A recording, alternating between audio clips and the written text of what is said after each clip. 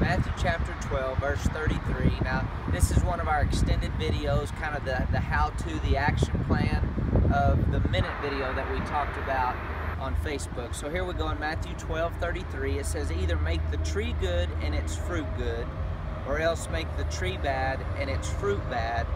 For a tree is known by its fruit. Then it skips down and it says, verse 35, a good man out of a good treasure of his heart brings forth good things, and an evil man out of the evil treasure brings forth evil things. Now think with me, fruit is just excess life, that there's so much life on the inside of something that it has to go somewhere, so it comes out in the form of fruit. And what Jesus is instructing us right here is to take responsibility for the fruit that comes out in our life. He says an indicator is your treasure. Your treasure is your heart.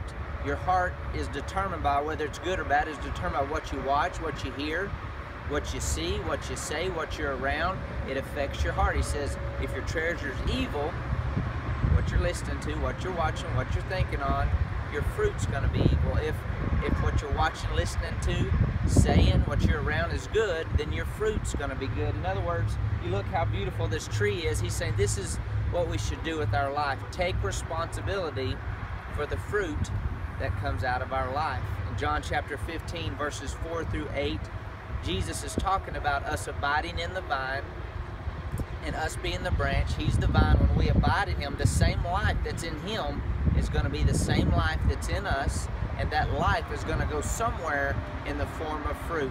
And He said, here's my Father glorified, that you bear much fruit. Well, Jesus gives us the action plan, the how-to. Matthew chapter 12, He says, take responsibility for your life. In other words, take responsibility for the way you think, because when you take responsibility for the way you think, you take responsibility for what you believe, what you expect, your attitude, which is an outward expression of an inward feeling. You're taking responsibility to these things, which is going to produce fruit. And God says, Jesus said, my Father's glorified when you bear much fruit. How do we do this? Jesus said, abide in the vine, continue in the vine, live in the vine, stay attached to the process, stay attached to the Word, stay attached to the presence of God, stay attached, stay in the process, no matter what wind is blowing, no matter what might be shaking your life, it doesn't matter. Stay attached, because if you stay attached, what's in the vine is going to come out and it's going to produce the fruit that God wants us to have. Take responsibility. Keep growing, keep going. God bless you guys.